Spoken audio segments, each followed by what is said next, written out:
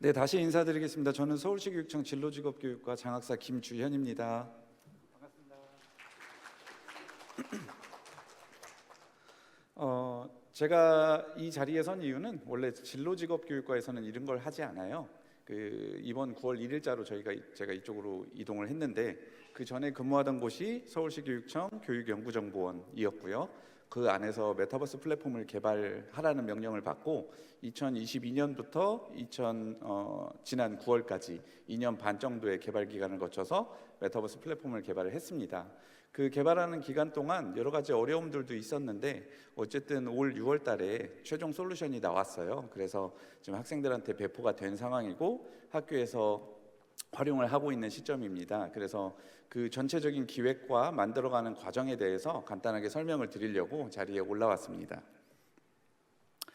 먼저 설계 구조에 대해서 말씀을 드릴 건데요. 설계 구조가 사실은 제가 메타버스를 시작을 했을 때가 2022년 3월 1일자였는데요.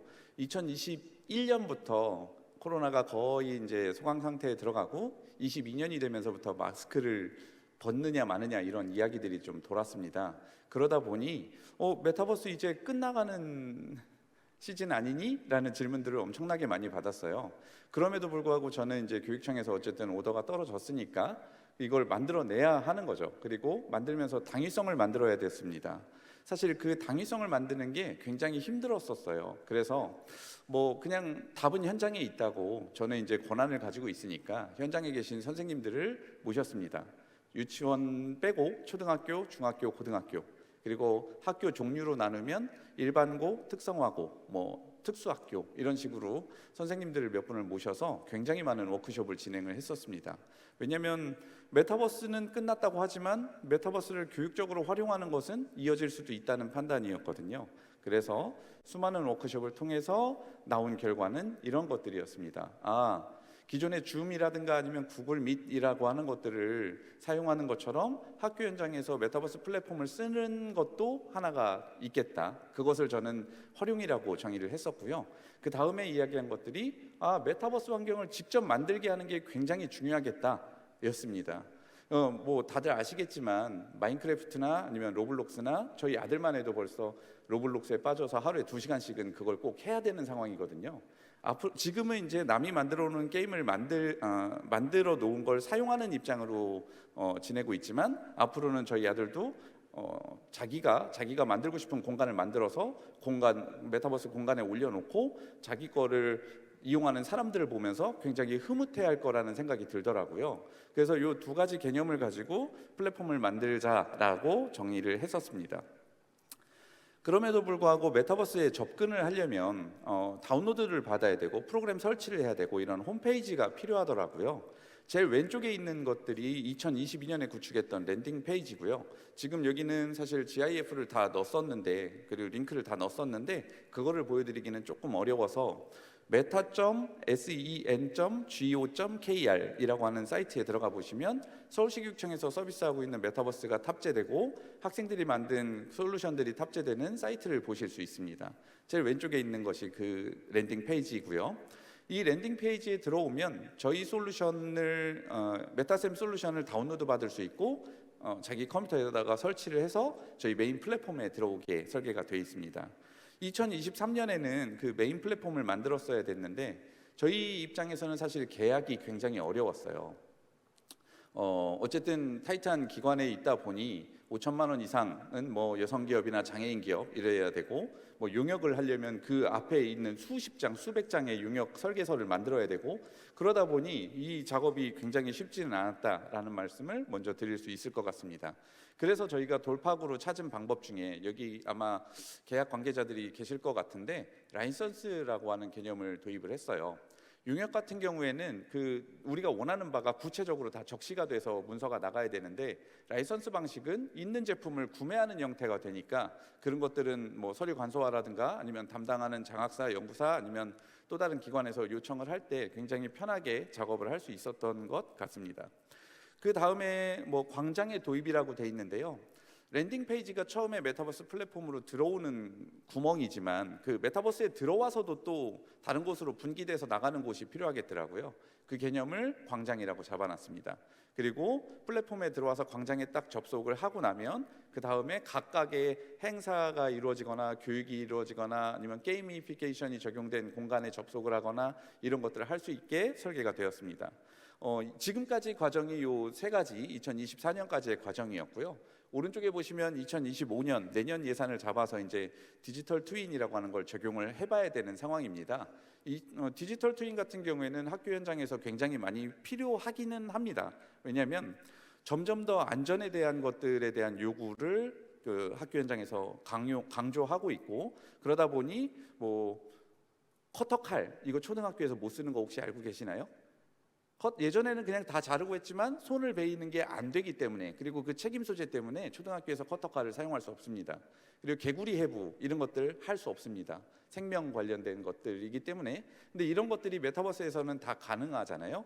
그리고 또 하나는 제가 지금 근무하는 곳이 특성화고등학교를 관리하는 그 부서에서 근무를 하고 있는데, 특성화고등학교 중에서 특히 공업계 쪽은 그 고가의 장비라든가 아니면 회전나는 절삭 도구라든가 이런 것들을 굉장히 많이 사용하고 포크레인이나 뭐 기구들 많이 사용하게 됩니다. 그러다 보니 이런 것들을 실습을 할 때 그 산재 처리가 나면 굉장히 큰 이슈거리가 되거든요. 이런 것들을 메타버스 안에서 해결할 수 있다면 괜찮지 않을까라는 생각이 들어서 다음 목표를 디지털 트윈으로 잡고 있고, 그 예시 하나로 포크레인 시연, 운전 시연 이런 것들로 잡고 있는 상황입니다. 다음으로는 기본 설계 다음에 실제 공간을 어떻게 구성을 했느냐라는 것들인데요. 앞에서 제가 말씀드린 것처럼 제일 위에 사용자가 입장을 하면 우선 랜딩 페이지에 들어오게 되고, 그 다음에 메인 플랫폼으로 들어와서 광장이라고 하는 곳에 접근하게 됩니다. 그리고 그 광장 안쪽에는 창작해서 뭔가 올릴 수 있는 공간이나 아니면 내 정보를 볼 수 있는 공간이나 어떤 행사를 진행할 수 있는 공간이나 뭐 이런 것들로 구성이 되어 있는데요. 지난 7월에 어떤 행사가 진행이 됐었냐면 에듀테크 기업 85개 정도가 입점을 해서 부스를 만들고 거기 안에서 설명회를 진행을 하면서 전국에 있는 선생님들을 다 초대해가지고 여기서 운영을 한 적이 있었습니다. 이런 것들이 가능한 것이 이제 메타버스라고 저는 판단하고 있고, 그리고 그 피드백으로 나온 것 중에 기업체들에서도 굉장히 고마워하더라고요. 기업에서 코엑스 같은 데다가 부스를 만들어서 뭔가 행사를 진행을 할 때 굉장히 작은 부스 하나도 한 300만 원, 400만 원 이 정도 비용이 들어가는데, 이거는 일단 처음이니까 저희가 비용을 냈었고 사용자가 그 기업에서 돈을 내거나 이런 일들은 없었으니까요. 그러면서도 굉장히 많은 선생님들의 정보를 얻어낼 수 있었어서 기업들이 굉장히 만족감을 가졌었던 것 같습니다. 뭐 교육부에서 계속 이야기하는 것처럼 에듀테크가 이제 학교 현장에 실질적으로 들어오고 있기 때문에 그런 것들을 학교 현장에 계신 선생님들이 어떻게 활용할 수 있는지를 보여주는 공간으로서도 메타버스는 굉장히 의미가 있었다고 생각이 듭니다.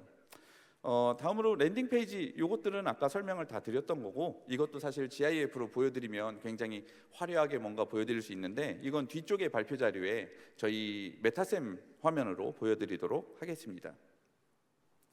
광장에 대한 구성은 저도 이제 관련 자료를 찾아보다 보니 이런 자료들이 있더라고요. 어떤 힙합 가수가 뭐 되게 많은 사람들을 초대를 해서 그 안에서 공연을 직접 진행을 했다는 거, 그리고 누군가가 직접 이걸 만드는 사람이 필요하다는 거, 그리고 커뮤니티가 모여가지고 사람들이 서로 관계를 맺을 수 있는 공간이 필요하다는 거, 이런 것들 때문에 광장을 설계하게 됐습니다. 그 다음에는 이제 교육 공간인데, 흔히들 온라인 수업을 진행을 할 때 줌이나 구글 미트를 사용하면 됩니다. 그리고 사실 여기 보이는 이 화면은 메타버스를 구현을 해서 교육 목적으로 사용하겠다라는 의도와는 완전히 제일 최악의 결과물을 보여드린 겁니다. 처음에 기획을 할 때 다른 사람을 설명을 해야 되기 때문에 이 사진을 집어넣었지만, 사실은 온라인 교육이 이루어질 때 이런 실제 물리적인 공간의 교실이 있어야 될 필요는 전혀 없거든요. 온라인 공간에서 교육을 하는 데 있어서 더 효과적인 점들이 필요하다라는 것들을 기획하실 때 꼭 염두에 두셨으면 좋겠어서 화면을 보여드렸습니다. 그 다음에는 이제 컨퍼런스가 이루어지는 공간인데요. 아까 말씀드렸던 그 코엑스에서 행사하는 것처럼 했던 그 공간 자체에 85개의 부스가 만들어졌 졌고, 그 다음에 또 다른 공간으로 컨퍼런스 홀이 만들어졌었어요. 그 공간은 뭐 일단은 뭐 80명 정도가 접속할 수 있는 공간 4개로 구획이 됐었고요. 한 번에 동접하는 인원이 320명이었습니다. 그리고 여기에서 조금 더 사람이 많이 들어오면 채널 분기를 통해서 300명, 600명, 900명 이렇게 늘릴 수 있는 구조로 설계가 됐었고, 굉장히 대규모의 강연 같은 것들을 진행할 수 있었습니다. 그 다음으로 학교 현장에서 이제 이걸 실질적으로 어떤 식으로 활용을 해야 될까에 대한 고민도 많이 있더라고요. 아까 말씀드린 개구리 해부나 기구를 뭐 동작시키거나 이런 것들, 안전 문제나 이런 것들도 있었지만, 또 하나가 PPT로는 볼 수 없는 3차원의 공간을 내가 직접 활용할 수 있겠다, 그리고 교육적 목적으로 쓸 수 있겠다라는 것들이었습니다. 일단 VR이나 AR 기기들을 사용했을 때 훨씬 더 효과가 높은 건 사실이지만, 이런 것들이 아무런 준비 없이 바로 VR로 넘어가기는 굉장히 어렵거든요. 서울시교육청에서도 디벗이라고 하는 장비, 태블릿을 보급하는 이런 사업들을 진행하고 있는데, 그런 것들은 지금 세수 부족이나 뭐 여러 가지 여건들에 의해서 굉장히 힘듭니다. 여기에다가 VR 기기를 갑자기 공급한다, 이런 것들도 굉장히 힘들죠. 그래서 메타버스 관련 업계에 종사하시는 분들께 말씀을 드리자면, 차근차근 접근을 하는 게 좋겠다. 다들 아시다시피 교육 현장이 그렇게 민간에서 변화하는 것처럼 굉장히 빠른 속도를 요구하지는 않거든요. 오히려 교육적 목적에 초점을 맞춰서 개발이 되면 어떨까라는 생각이 들었습니다. 지금 이 예시는 메타버스가 해결할 수 있는 솔루션이 도움을 줄 수 있는 것들의 극대화, 시간을 극복하고 뭐 원거리를 가본다든가, 역사적으로 위 세대로 간다든가, 다음 세대로 간다든가, 그리고 VR 기기나 이런 것들을 끼고 탁구 같은 거 아니면 스포츠를 진행을 한다든가, 그리고 여러 사람들이 모여서 협업을 통해서 어떤 결과물을 만들어낸다든가, 이런 것들이 궁극적으로 저희가 하고자 하는 목표였습니다. 그리고 이 안에서 이루어지고 있는 모든 활동들을 기록하고, 그리고 대시보드화 시켜서 어떤 사용자가 직접 내가 어떤 활동들을 했고 어떤 경험들을 했는지를 볼 수 있게 하는 것도 필요하겠다라는 생각이 들었고요. 이 부분은 사실 메타버스 단독으로 진행을 했던 부분은 아니고, 서울시교육청에서는 AI 플랫폼을 지금 준비하고 있거든요. 여기는 교육부에서 진행하고 있는 AI 디지털 교과서하고는 조금 맥락이 다르게, 굉장히 많은 사이트들의 사용자들이 접속을 하는데 로그인을 계속 까먹어요. 그러면 초등학교 같은 경우에는 선생님 아이디 모르겠어요, 비밀번호 모르겠어요, 이거 하다가 1시간이 그냥 흘러가 버리거든요. 그런 것들을 통합적으로 관리할 수 있는 통합 로그인이 붙을 거고, 그리고 여기 메타버스에서 만들어지는 경험 데이터, XAPI라고 하는 기술을 통해서 모여지는 경험 데이터들을 AI 플랫폼에 모이게 해서 이런 것들이 학교 교육 현장에 더 유용한 형태로 재활용될 수 있게 하는 것들이 목표였습니다. 그래서 만약에 어떤 저희 같은 교육청 같은 기관이나 또 다른 기관에 갔을 때 이 데이터를 수집할 수 있는 구조를 먼저 설계하고 들어가는 것들이 필요하다는 생각이 들었습니다. 마이룸에서는 사실 메타버스에서는 다른 사람들을 많이 만나는 것들이 목표라고 이야기 많이 하는데요. 요거는 그냥 뭐 이스터에그처럼 나만의 공간도 필요하지 않나? 라는 것 때문에 만들어 놓았던 것이고요. 뭐 악기를 다룬다든가, 아니면 노래를 부를 수 있는 공간을 만들어 준다든가, 아니면 나만의 실험을 할 수 있는 이런 공간들도 있으면 좋겠다라는 생각이었습니다. 지금 보이는 공간을 설계를 하면서 제일 중요하게 봤던 것들이, 앞에는 공간들을 활용하는 것들이었고, 이제부터 뒤에 얘기할 거는 이제 창작하는 공간들을 어떻게 설계할 것인가, 이런 것들이었는데, 그럼 메타버스 안에서 창작할 수 있는 요인들은 어떤 것들이 있지? 이런 것들이 공간을 만들 수 있게 하는 거, 아바타를 만들 수 있게 하는 거, 그리고 오브젝트를 만들 수 있게 하는 거, 그리고 그 안에서 코드를 짜게 하는 거였습니다. 그런데 이 모든 것들을 다 구현할 수 있는 에디터도 저희가 같이 개발을 해서 지금 사용할 수 있게 준비를 해놓은 상태인데요. 문제가 하나 있더라고요. 저희가 만든 플랫폼이 정해진 규칙들이 있어요. 근데 여기에 코드가 그냥 아무거나 들어가게 되면 저희가 만든 플랫폼 자체가 위협을 받게 되는 이런 현상들이 생겼었는데, 다행히도 저희 기술진에서 해결을 해주셨습니다. 그 비주얼 스크립트라고 하는 공이 사용할 수 있는 그 스크립트를 이용한다면 저희 플랫폼이 위해를 가해지거나 뭐 이런 것들을 막을 수 있는 상태에서 어떤 창작 활동이 이어질 수 있겠다라는 생각이 들었고, 사용자로서 이 다른 사람이 만든 곳에 접근을 해서 사용을 했을 때 사용자로서도 어떤 애니메이션이라든가 아니면 내가 트리거를 했을 때 그 반응을 볼 수 있는 것들도 구현할 수 있겠다, 이런 생각이 들었습니다. 그리고 이 모든 창작들은 어떤 기술팀에서 창작하는 거 외에 학교에 계신 선생님들이 본인의 교육 목적에 의해서 창작하는 거, 그리고 학교에 있는 학생들이 다른 친구들한테 보여주기 위해서 아니면 내 경험을 쌓기 위해서 창작하는 거, 이런 것들을 모두 포함한다라고 생각을 해주시면 될 것 같습니다. 이 개념도 마찬가지고요. 마지막으로 아직은 접목되지 않은 개념인데 제가 그때 담당하고 있는 업무 중에 하나가 꿀맛 무지개 교실이라는 업무가 있었습니다.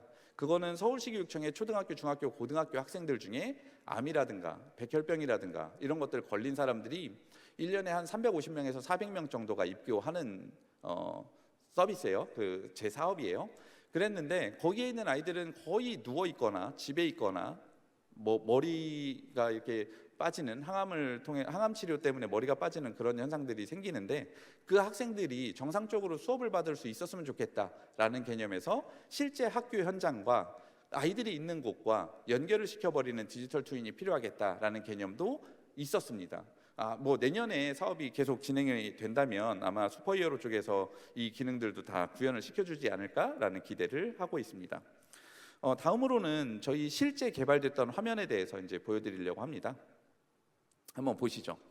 제일 왼쪽에 있는 게 저희 랜딩 페이지 개발에서 제일 처음에 접속했던 홈페이지입니다. 그리고 가운데 두 번째 있는 것이 저희가 직접 활용할 수 있는, 교육적 목적으로 활용할 수 있는 공간입니다. 그래서 다시 한번 보여드릴게요. 두 번째 있는 곳이 그런 공간이고, 실시간 화상이라든가 아니면 아바타가 가까이 왔을 때 가까이 있는 사람들끼리 바로 화상이 붙거나 채팅이 붙거나 음성이 붙거나 이런 것들이 구현이 돼 있어서 내가 그냥 요 옆에 이동해서 다른 사람하고 이야기하는 것과 똑같은 경험을 할 수 있게 해놨습니다.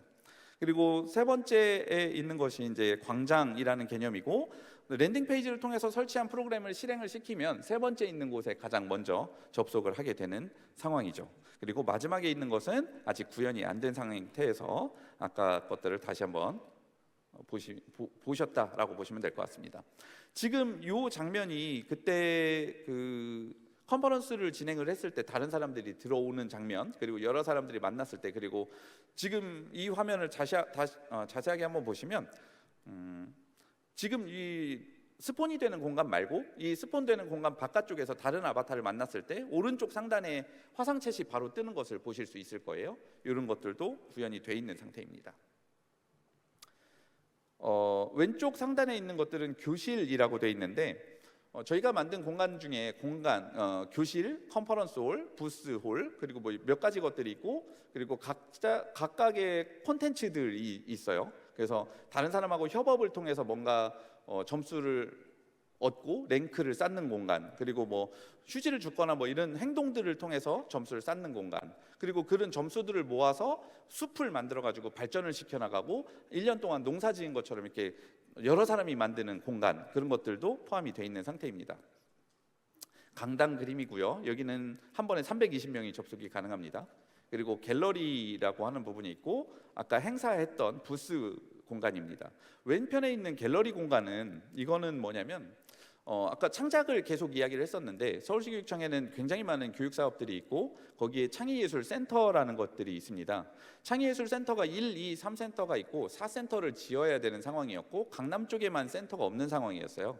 근데 아시다시피 강남 쪽에는 땅값이 굉장히 비싸서 사실 교육청에서 뭔가 진행하기도 어려운 상황이었습니다. 그래서 나온 아이디어가 그럼 메타버스 안에다가 한번 만들어 보고 나중에 예산이 확보가 되면 그 다음에 실제로 만들어 보자라는 공간이었고, 창의예술센터에서 모자랐던 부분 중에 또 하나가 음악 쪽이 아니고 미술 쪽이다. 그리고 거기서 나온 학생들의 작품들이 항상 한번 발표하고 나서 그냥 없어진다, 이런 개념들이 도입됐다고 보시면 되고, 언제든지 저 안에 접속을 해서 다른 사람이 만들어놨던 아니면 다른 학교 아니면 학생들, 선생님들이 만든 작품들을 직접 보실 수 있다는 강점들이 있다는 게 메타버스의 힘이었다고 말씀을 드릴 수 있을 것 같습니다. 그리고 아까 컨텐츠를 살짝 말씀드렸었는데, 왼쪽에 있는 것들이 포인트를 모아서 숲으로 가꾸는 그런 공간이고, 가운데 있는 것들이 미니게임들이 포함된 공간이라고 보시면 됩니다. 그리고 오른쪽에 있는 것들이 다른 사람들하고 힘을 합해서 아바타 중에 그 NPC 이런 것들을 구하고 거기서 포인트를 얻는 공간들이라고 생각을 하시면 될 것 같습니다. 창작에 대한 개념인데 이 영상을 사실 끝까지 보여드리고 싶은데 이거 유니티 베이스로 만들어서 커스텀한 거고요.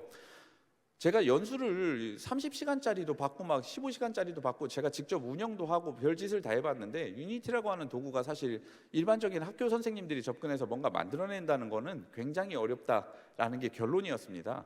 그러면 이거를 창작을 한다고는 했는데 그 민간에서 다른 쪽에서 만든 솔루션들을 보면 그냥 클라우드상 브라우저상에서 이렇게 드래그 몇 개 해가지고 그냥 색깔 바꾸는 수준 정도로 이렇게 할 수 있겠다 생각은 들었지만 그렇게 하면 선생님들의 그 원하는 바를 충족시키기가 굉장히 어렵겠더라고요. 그래서 저희는 실제 유니티 엔진을 사용할 수 있었으면 좋겠다라고 말씀을 드렸고, 그리고 그걸 그래도 사용하기 쉽게 만들었으면 좋겠다. 그게 이제 밑에 보이는 저 선택할 수 있는 저런 요소들이었습니다. 선택만 할 수 있는 건 아니고 본인이 만든 3D 오브젝트나 이런 것들도 전부 다 끌어올 수 있는 상황으로 만들어진 상태고, 아까 말씀드렸던 비주얼 스크립트도 동작할 수 있게 만들었습니다. 그리고 가장 핵심은 오른쪽 하단에 있는 내용인데요. 여기에서 저희 메타쌤 플랫폼으로 바로 업로드를 할 수 있습니다. 그리고 본인 계정과 연동을 해서 그 계정에 연동돼서 그 사람이 올린 것들로 결과물을 올려버릴 수 있었고, 이 마지막에 보시면 아마 영상에 나와 있을 건데요. 잘렸네요. 실제 사용자가 다른 사람이 만들어 놓은 곳에 그냥 들어가서 체험을 해볼 수 있는 상황입니다. 이런 것들이 많은 콘텐츠들이 이렇게 로블록스에서 이루어지는 것처럼 재생산이 된다면 아마 교육적으로도 굉장히 의미가 있고, 만드는 걸 자체를 좋아하는 사람들도 굉장히 어떤 다른 사람한테 공유하는데 장이 될 수 있는 공간이 될 수 있지 않을까 생각을 했습니다. 지금 여기 썼던 문구가 제가 처음에 기획을 하면서 선생님들로부터 피드백을 받았던 것들을 정립해서 응축해서 하나의 문장으로 쓴 내용이라고 봐주시면 될 것 같고, 어쨌든 메타버스가 누군가가 일방적으로 지식을 주입하거나 전달하거나 이런 용도로만 쓰인다면 사실은 교육적으로 의미가 굉장히 없다라고 생각하는 게 저희 서울시교육청의 생각입니다. 그래서 이런 것들이 활성화될 수 있도록 여기 계신 분들께서도 많이 아이디어를 내주시고 도움을 주시면 좋겠습니다. 저는 여기서 마치겠고요. 다음으로 기술 지원해 주신 김준수 님께서 발표를 이어주시겠습니다. 감사합니다. 네, 안녕하십니까. 메타쌤의 개발을 맡은 슈퍼히어로 컴퍼니의 테크니컬 디렉터 김준수입니다. 반갑습니다. 먼저 목차인데요. 저는 일단 기술적인 부분에서 발표를 포커스를 맞췄는데, 앞서 이제 장 학사님께서 전반적인 부분에 대해 소개를 너무 잘해주셨고, 저는 이제 기술적인 디테일에 대해서 필수적인 부분만 간추려서 정리를 했습니다. 아무래도 기술적인 부분이다 보니까 지루하실 것 같아서 시각적인 자료들을 많이 준비를 했고요. 시스템 설계와 맵 꾸미기라는 시스템, 그리고 거리 기반 대화, 여기서 저희에게 왔던 기술적인 어려움과 거기에 대한 해결 방안에 대해서 스토리를 준비했고요. 그리고 전시관에 대해서 간략하게 준비를 했습니다. 먼저 시스템 설계인데요. 저희가 채택한 기술은 크게 애저와 아고라, 포톤이라는 서비스들을 접목했는데요. 먼저 백엔드에서 서버리스 REST API를 적용한 이유는 아무래도 교육 쪽에서 사용하다 보니까 밤 새벽이나 이런 시간대에 사용자가 항상 24시간 필요한 서비스는 아니기 때문에 그때마다 요청이 있을 때마다 온디맨드 형식으로 서비스를 사용하게 되는 서버리스 방식을 채택을 했고요. 그리고 웹소켓을 통한 실시간 통신과 애저의 데이터베이스, 파일 저장소 모두 전반적인 서비스를 클라우드에서 활용하고 있습니다. 그리고 아고라는 앞서 보셨던 영상 통화를 위해서 웹RTC 기반 솔루션을 적용을 했고요. 아무래도 빠른 기간 안에 방향성을 보고 질 좋은 서비스를 제공하고자 아고라를 선택했습니다. 그리고 멀티플레이 세션 동기화를 위해서 포톤 퓨전을 사용했는데, 다른 자체적인 개발 서비스나 이런 것도 사용할 수 있겠지만 아무래도 클래스나 이런 전시회 같은 게 있더라도 동시 접속자가 그렇게 막 MMORPG처럼 크게 많지 않고 당장 좋은 퀄리티를 저희가 보급을 하게 되기 때문에 포톤을 채택했습니다. 아고라 영상 대화인데요. 교실에서 이렇게 발표를 할 수 있고 발표는 그 보통 줌이나 구글 미처럼 UI 상에 뜨는 게 아니라 메타버스 상에 이렇게 스크린에 뜨게 되는데요. 당연히 이거를 줌을 통해서 화면 전체에서 볼 수 있고 교실에 접속한 사용자 학생들은 저거를 다 같이 볼 수 있게 됩니다. 그리고 학생들이 요청에 의해서 발언을 요청하면은 같이 발표도 할 수 있게 되고요. 그리고 교실 내에서도 뭐 이런 거리 기반 대화나 이런 것도 활성화가 되어 있습니다. 그리고 광장에서 이렇게 보시면은 공간 기반 대화가 있는데요. 캐릭터 주변에 보시면 지금 작아서 보실지 모르겠는데 이렇게 원끼리 겹치면 캐릭터 간에 이렇게 영상 대화가 가능해집니다. 이것은 이렇게 직접 연결도 가능하지만 캐릭터끼리 체인이 일어나서 이렇게 줄줄이 캐릭터끼리 이렇게 한 줄로 다 연결이 될 수도 있는 거고요. 그리고 보시면 지금 벤치와 테이블이 있는데 이것은 이제 공간 기반이라서 이렇게 원 기준이 아닌 여기에 착석한 인원들끼리 연결을 할 수 있게 됩니다. 맵 꾸미기인데요. 그 앞서 보셨던 히어로즈 같은 컨텐츠나 퀴즈 풀기 이런 거를 통해서 게임상의 이제 앱상의 화폐인 원석으로 이렇게 보시는 아이템들을 구매가 가능합니다. 이 아이템들을 맵에 적용하게 되면은 이렇게 보시는 핑크색 이 오브젝트가 보이실 텐데 이것은 이제 기존 오브젝트를 대체하는 커스텀 아이템이고요. 이것은 프리팹 로드 방식을 사용했는데 이건 되게 신선하게 나갔습니다. 보통 이제 맵이라고 하면 보통의 게임에서는 모든 사용자가 똑같은 걸 바라보고 동기화가 되는데 여기서는 각자 보는 아이템들을 다르게 적용할 수 있는 예전 이런 싸이월드 같은 꾸미기 형식으로 학생들에게 재미를 줄 수 있는 시스템이라고 생각합니다. 그리고 이것을 본인이 보는 데만 그치지 않고 다른 사용자의 그 맵에 들어가서 볼 수 있는 시스템도 구현이 되어 있습니다. 거리 기반 대화의 디테일에 대해 들어가 볼 텐데요.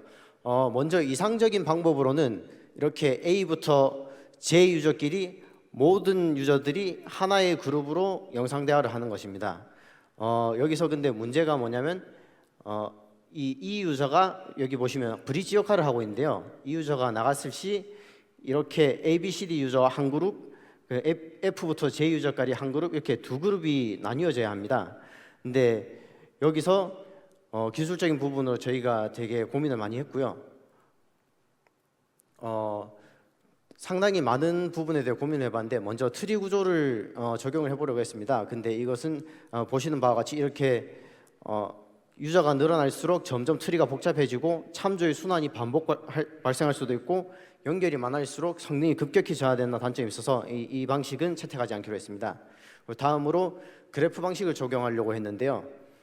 그래프 방식은 이제 로우 데이터에 가까운 이제 배열을 이용한 탐색을 해야 되는데 연결이나 해제 시마다 그룹 구성원의 추가 삭제 및 그룹 간의 합병 분리 등이 필요한데 이때마다 전체 배열을 순환해야 되는 문제가 발생하고요.